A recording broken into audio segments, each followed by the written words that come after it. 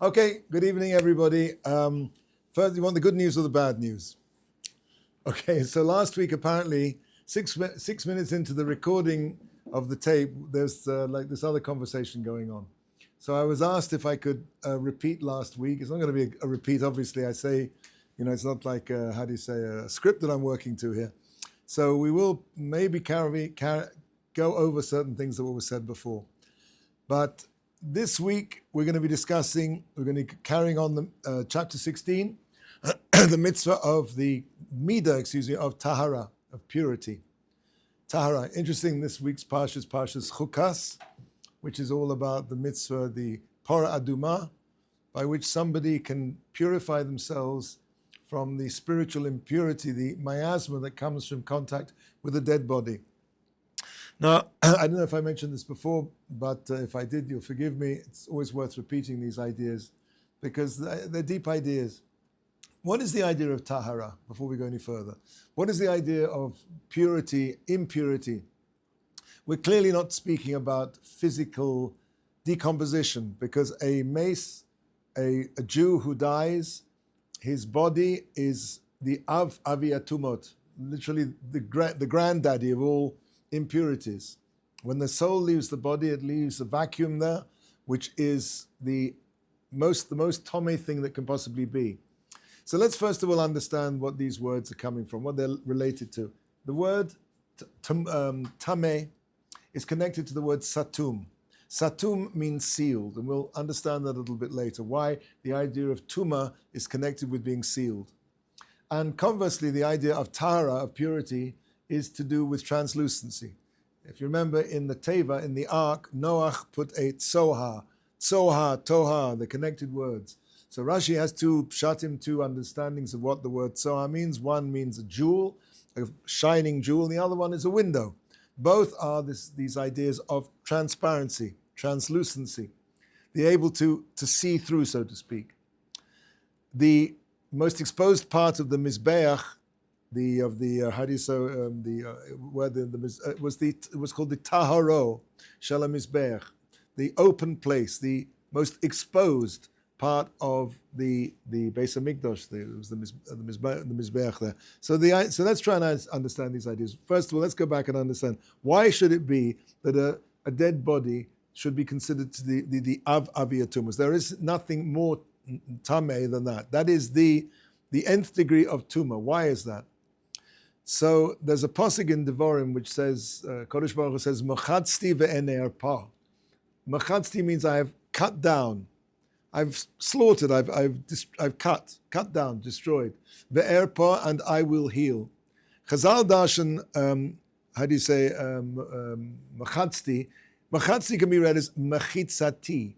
Machitzati means machitza shali, my machitza, my division. When a person, Rahman al-Islam, is confronted with a dead body, what goes through his mind is that's it. This is the end. It's like the biggest brick wall, the biggest reinforced concrete wall. He doesn't see any translucency there. It's tameh. It's sealed off. It's satum. By the way, the word satum, maybe this is connected to the English word of tomb, T-O-M-B. I don't know. Could be. But that idea of being sealed off, of not being able to see beyond. Death seems so final. Says the Kodesh Baruch Hu, machitzati, that machitza between life and death, that division, that seemingly impenetrable concrete wall, I will heal it. I will show you, Kodesh Baruch Hu, in the time to come, in the Chiyas HaMesim, in the revival of the dead, where we will see that even though people have passed away, but really that barrier was not a permanent barrier. That's a barrier, a machitzati anerpa.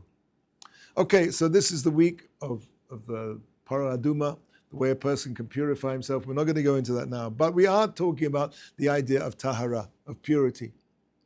I want it to be understood that tahara, this idea of purity, is connected with translucency. Now, we started off last week discussing, I think, the two ideas of purity of tahara. One is in relation to one's physical actions, and the other So physical actions, that's clearly understandable why a person needs to strive for a purity. Because the nature of physicality is it's a downward escalator. The nature of something physical always has the tendency to lead you to something more physical and further away from spirituality, and Rahman al-Islam, God forbid, to eventually to sin. That is the nature of physicality. Physicality is always a difficult parsha. It's always a situation in which a person has to be always motivating himself, trying to purify his actions. And as he said, that even after a person, as we've seen in the previous sections, has removed himself, he has actually limited his physical actions. And of course, we're in the middle now of Chassidus, past the idea of tzidkus, of righteousness, of what you're supposed to do, meaning past the idea of doing what is permitted. There's another idea of making things which are permitted, for you personally, forbidden. Why? To draw back into the boundaries, to keep yourself far away from anything that is forbidden. But even after a person has done that, and he's reduced his involvement with the physical world to those things which are necessary. Again, we're all in physical bodies. We have a neshama, but the neshama, while it's in this world, has to be in a physical body. It's the neshama spacesuit. Without a body, the neshama cannot be in this world. And the body has certain needs. It has to eat, it has to drink, it has to rest, it has to have a certain degree of involvement with this world. But even after a person has reduced his physical involvement in this world to those things which are necessary, there's another level which we're talking about now, which is the level of tahara, which is even in those things, his motivation has to be of the purest kind, that he's doing these physical things. And again, he's only doing the physical things which he actually has to do, but he's doing them l'shem shamayim. He's doing them for the sake, he's taking them, and that's maybe the genius of Judaism in a sense, is that even at this level, we don't reject the body. We're not, by and large, a monastic, we're not an ascetic religion. We don't say the body is our enemy, but the body is a bit like an atom. An atom can be an enemy, an atom can be an atom bomb, and an atom can light up a city. The body is something very powerful. It can be used for Kedusha. What is Shabbos? Shabbos is very physical. It's eating. It's a time of family closeness. But if it's not harnessed, if the body is not harnessed, instead of lighting a city, it'll destroy a city, just like the atom. The body is a resource which left to itself will run amok. And the Torah allows us, first of all, to restrain ourselves, to retrain ourselves, and then ultimately to be able to elevate the physical, to take the physical, and to actually make that the most spiritual thing that can be, which is a paradox which is not understood by the non-Jewish world at all. That's why a non-Jew is only allowed to, the non-Jews were allowed to bring, the nations of the world were allowed to bring korbanot, sacrifice, I don't like the word sacrifice, korbanot, offerings, I also don't like the word, korbanot in the Beis HaMikdash, in the temple. But they only were allowed to bring one kind of korban. You know what korban that was? A korban ola. Why? What's a korban ola? Literally, ola means to go up. In English, they call it an elevation offering or a burnt offering. Why? Because the entire offering goes on the mizbech. It all goes up in smoke. The non-Jewish mind can conceive of spirituality, but it's a spirituality which has to burn the physical. It has to be completely transformed. It has to be completely removed. Now, we know, Chazal teaches that when somebody brings a korban, the Kohanim receive certain parts of the korban, and Chazal teaches HaKohanim ochlim, when the Kohanim eat, Abalim miskaprim, the kapara, the atonement of the person who brought that offering, that's when he gets the atonement. HaKohanim ochlin, the very most physical act of eating, is exactly that thing which brings the kapara, which brings the purpose of the forgiveness, the atonement for the person who brought the offering. This is something that the non-Jewish mind finds difficult to grasp. To the non-Jewish mind, they see the Kohanim eating parts of the sacrifice or the offering, the korban. And what's the attitude? You see, the priests get a kickback. Other way around, is the priest eating of the korban is that which gives the kapara to the bailim. So, again, we're talking about now on the first level of tahara, purity in regard to physical actions.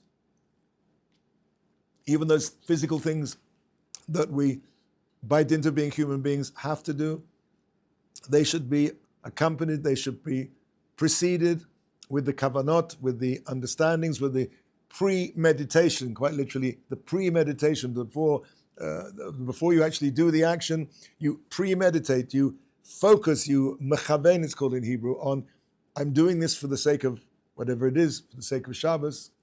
Many people say L'Shem Shabbos Kodesh before they eat anything on Shabbos. Maybe the idea is because that's things, food is such a physical thing that a person wants to remind himself, why am I eating? I'm eating, for the sake of Shabbos, so to speak. It's a difficult idea. It says in the Musaf prayer, it says about Shabbos, Mechabdeya. I'll look it up afterwards. I forgot the verse now. But the idea is you give kavod to Shabbos. How do you give kavod to Shabbos? By physically enjoying yourself. So that's one aspect. Now the other aspect, which is less, how can we say, maybe obvious. It's going to be obvious when I mention it, but it's not obvious from the beginning, from the outset, is there's a purity of thought which has to accompany one's spiritual activities as well. In other words, even in spiritual things, there's also a Yetzer Hara. What's the Yetzer Hara? Pride. I'm frummer than you are. I learn better than you do. I learned the Tosfos and I understand it better than you do. There's a gaiva. There's a conceit. There's a superiority which can come from being holier than thou. So even, and I think I can testify to say that the holiest people that I have ever met in my life, and Baruch Hashem, I've been zocher to meet some people who just, it's difficult to believe they're actually, I'm walking around and breathing the same air as these people, but all of them share this humility together with their greatness. Just like Moshe Rabbeinu, Moshe, our teacher, Rabbeinu, our rabbi, he was the honor of Mikol Odom. So a person, if he really wants to purify himself to achieve the midah of Tahara, it's not just a physical thing. It's not just he has to purify his attitudes, his premeditations, his thoughts, and his attitude to his physical existence in this world. It's also something that has to be attuned to his spiritual life, to his davening. Okay. So that's what we said last week, I think. All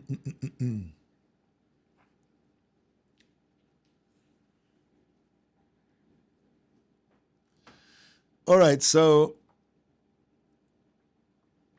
and he says now, in relation to one's spiritual life, it sometimes requires even greater insight than into the physical. I'm starting the paragraph, Omnam ma shetzorech la'odam yoseh iyun u'malocha rabahu taroi v'sa'isu. In other words, a person can start off with high motives, and somewhere along the line, something creeps in, which is not for the sake of heaven. There's some other side issue, some other negia, some bias, some what they call it, some hidden agenda. Yeah.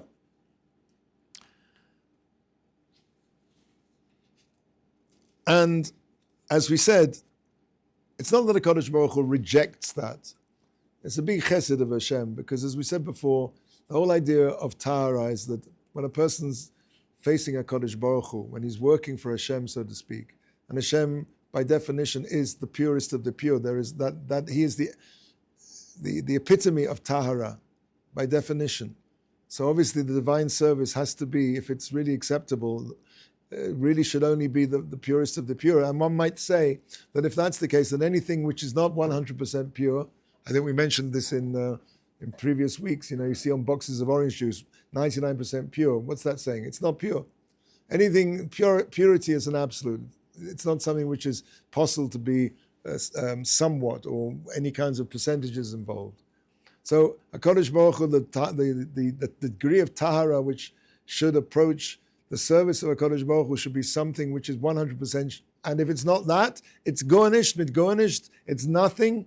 Kamash Valon, as he says here, that HaKadosh Baruch Hu in his chesed, even though of course he is the Tar Shabatorim, the Hator, the most pure existence. there can possibly be. But he, so to speak, he allows us to be able to approach him and with our service of him, even to a level where it's not 100%. That's a chesed of Hashem. And he says here that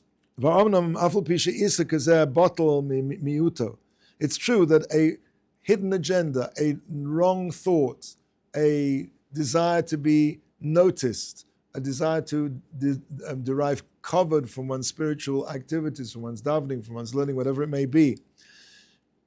It's bottled b'miyuta. It's nullified in the majority, the overwhelming majority of his desire to do it l'shem shamayim, for the sake of heaven. There is a concept, as we've said, we've mentioned this before, bottle b'miyuta. If you have a rove of something, in many, also can be true in terms of food, kosher food, non-kosher food. Without going into too many halachic details, if you have 3 pieces of meat and you know 2 of them are kosher, 1 of them's not kosher, so from the Torah perspective, you could actually theoretically eat all 3 of them. It's bottle, barov. The majority is kosher. The Rabbanan, we say you can't eat all 3 of them because it comes out that even though there's a bittul there, that at the end of the day you are eating something that's not kosher, you have to take one of the pieces out.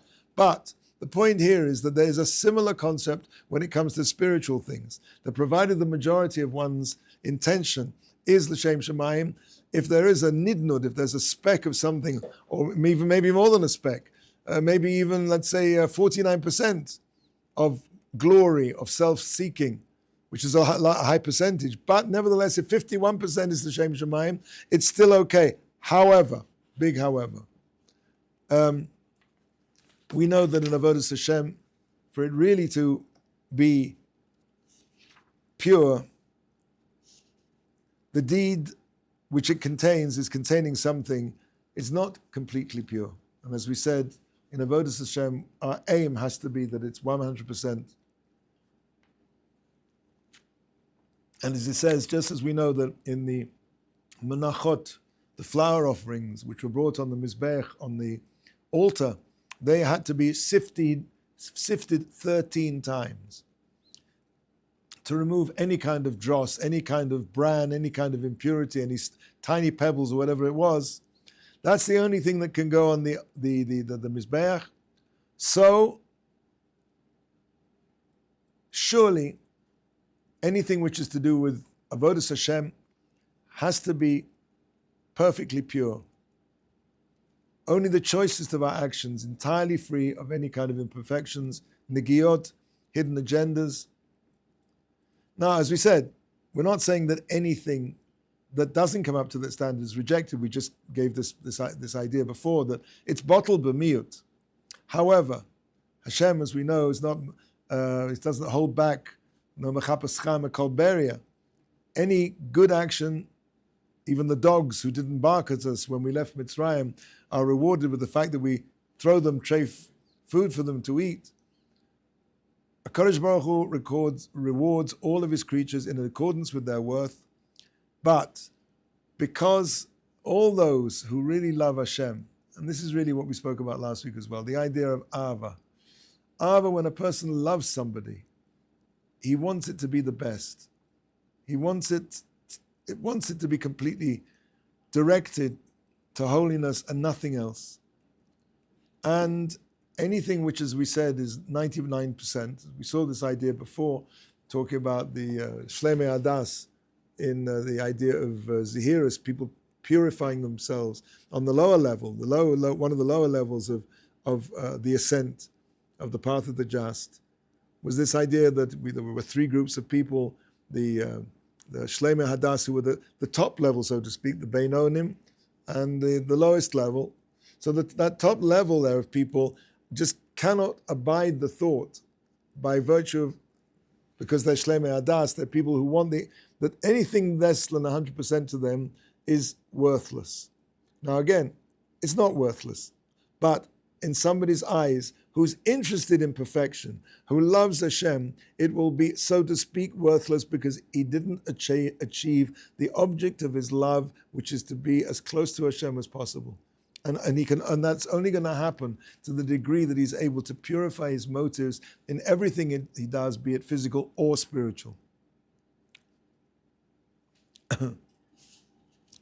As David HaMelech said, Mi li b'shamayim v'imacha lo chafatzti ba'aretz. Who is mine in the heaven? I want none beside you on earth. In other words, King David said, I want nothing else except Hashem. When a person gets to the level of loving Hashem in this way, just like a person, if he loves somebody, if he loves his father, his mother, his wife, his husband, will want only the best, to give only the best as an expression of his love. And anything less than that is not really acceptable to him. It's not that it's not acceptable maybe to the other side, but for him, that's not expressing my love in the absolute way that I want to. As he said, that David Melech also says, Tzrufa imrosacha ma'oid va'adecha aheva. Your word is very pure and your servant loves it. So, as we said, the fact of the matter is, ki be'emes ha'avoda amitis, true divine service must be far purer than gold and silver. Because as it says, Imrois Hashem, Amoros tahoris kesiv tzorev baleil la'eretz mezukach shivosayim. The words of God are pure words, silver purified in a crucible upon the earth, refined 7 times. So, anybody who loves, who serves Hashem in truth, therefore will not be content with a little, so to speak, in this respect. He's not going to be satisfied with silver mixed with a little bit of tin, with his avodas Hashem mixed with impure motives. And that's what we said last week. Somebody who reaches that, kala oisa mitzvah kama amaro, anybody who does a mitzvah exactly in the way that it was dictated, ein mavasin oisai v'soros rois, he will not hear bad news. So the flip side of this, of course, is that anybody who really doesn't have a true love of Hashem will find this very difficult, very burdensome. In other words, you know, who a person like this will say, who can do this? It's too much, you know. At the end of the day, we are earthly creatures, Yulad Isha, born of woman. How can we expect to attain such great purity? So, as we said, the desire for love is the desire to be close. And the closer, the more a person purifies himself, the more he will become close to Hashem. So really, it's a dictate of love. Love is the desire to be close. And the only way to be close is for a person to purify himself. And so his love will lead him, will motivate him to more and more effort in this regard. And of course, if a person doesn't have that love in the first place, it's all going to seem a big tircha, unnecessary, impossible, beyond me. And that's the maskana when David HaMelech says, Va'avadcha aheva, that Hashem loves, that your servant, David HaMelech, loves the avodas Hashem. Yeah. I think we basically said what we said last week now. Rabbi? Yes. Is a person able to get to this point in the Mesilas Yesharim without having Abbas Hashem? Become a tzaddik, to do the correct thing, even go through Nikias to get to this level and the love isn't there? What's he implying? I think at this level, he's saying, has to come from love. It's not, you're not going to be able to get there without love. You can't skip steps. Say again? He's saying you can't skip steps. No, that's another thing for sure. That you're sure you can't skip steps. But it's not saying that a person, every day we say twice a day, we have to love Hashem. But love is something which is developed. And it starts,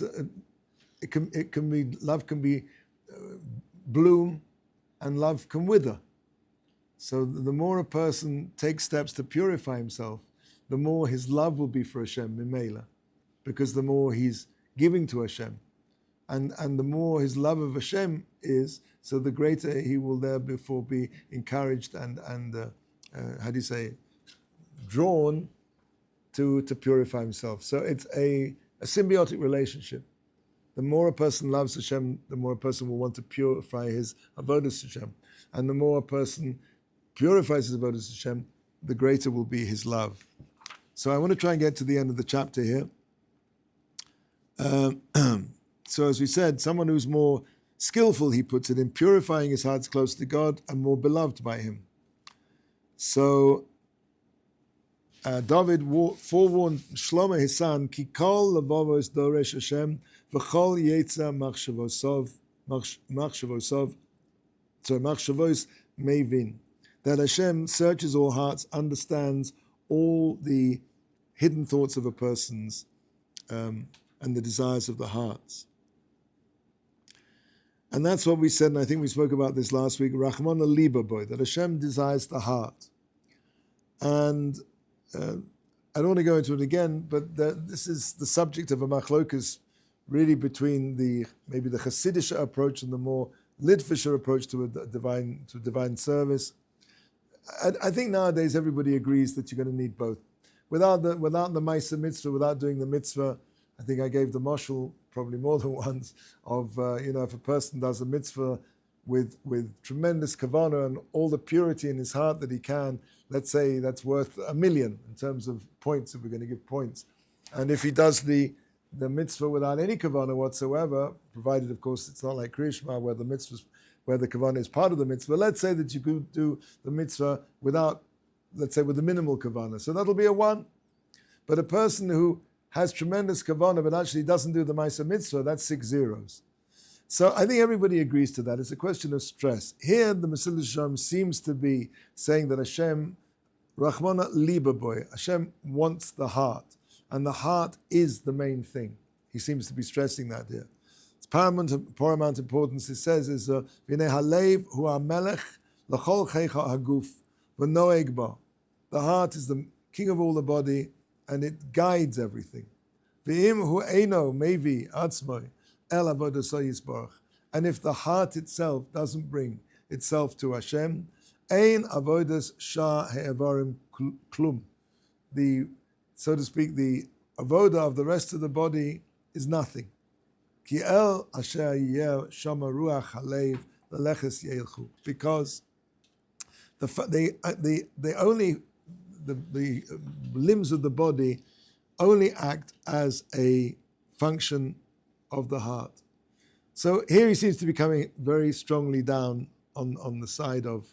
I think we could say actually, that even though it's true, Rachmana liba boy, Hashem wants the heart, and if a person's heart isn't in it, then his actions are, and I'm going to qualify this, although he doesn't say it, next to nothing. But nevertheless, he's not saying the reverse. He's not saying if you're all heart and you don't actually do the mitzvah, that's valuable.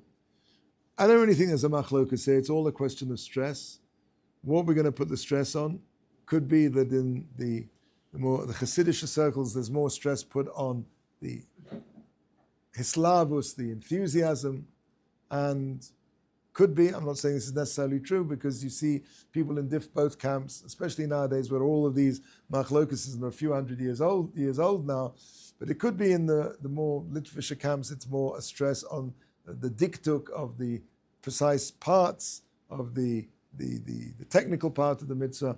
At the end of the day, for sure, if a person really wants to be an Ohev Hashem, if he really wants to serve Hashem properly, he has to do all of it. He has to have the heart, and he has to have the precision of doing the mitzvah in the way that it's absolutely meant to be. And Bezrat Hashem will carry on next week with chapter 17. Okay. Thank you, Rabbi.